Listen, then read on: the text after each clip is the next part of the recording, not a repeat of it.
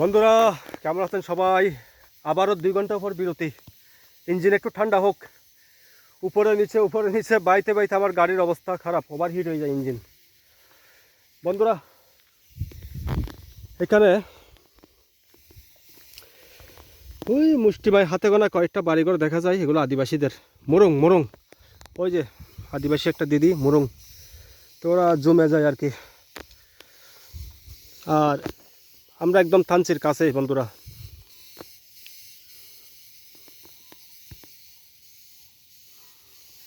এই যে থানচির পাহাড় বন্ধুরা, এটা ম্যাক পাহাড়। ওই যে টুকরা টুকরা ম্যাক লেগে আছে উপরে, এইগুলো আসলে কুয়াশা না বন্ধুরা, এগুলো ম্যাক, এক টুকরা ম্যাক ওই দূরে অবস্থান করে আছে। আমি দেখানোর চেষ্টা করি যে ম্যাক, এগুলো কিন্তু ম্যাক। তো বন্ধুরা আমরা ওইখানেই যাচ্ছি, ওইখানে যাব। তারপরও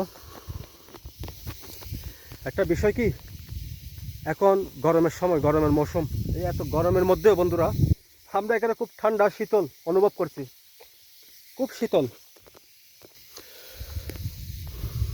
বন্ধুরা, খুব খুব গভীর খাত।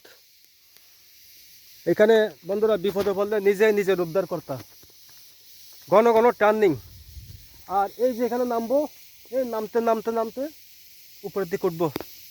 কিন্তু বন্ধুরা আমি আস্তে আস্তে রাস্তাটা আমার এক প্রকার মুখস্থ হয়ে গিয়েছে। তো এটা আসলে দেখে মনে হচ্ছে ডাইনে টার্নিং হয়তোবা, কিন্তু আসলে না, হালকা একটু ডাইনে হওয়ার সঙ্গে সঙ্গে আবার পুনরায় আবার সোজা স্টেট। ওই যে রাস্তা আমি দেখাই, আমি একটু জুম করে দেখানোর চেষ্টা করি, বোঝা যাচ্ছে না।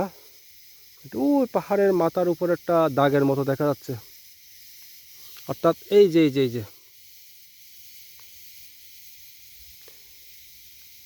এই দাগ এটা,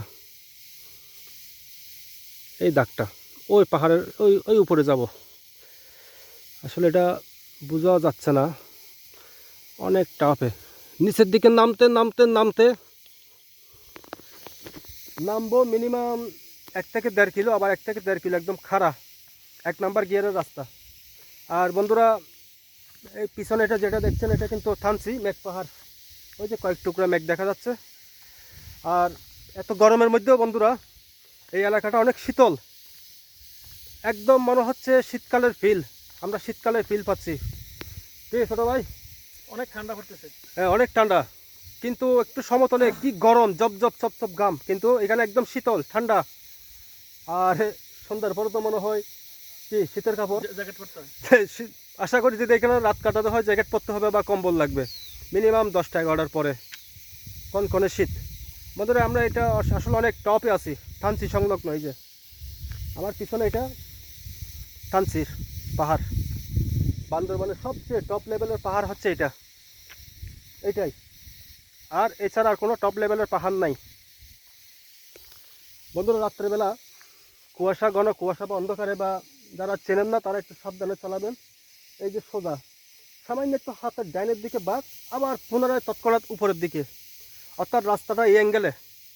এখানে সাধারণত ব্রেক ফেল হওয়ার রিস্ক থাকে, আর নয়তো বা আপনি রাস্তা মুখস্থ না দেখলে একটু ব্যবসাকা খাওয়ার সম্ভাবনা থেকেই যায়। ঠিক আছে বন্ধুরা, আজ এই পর্যন্ত।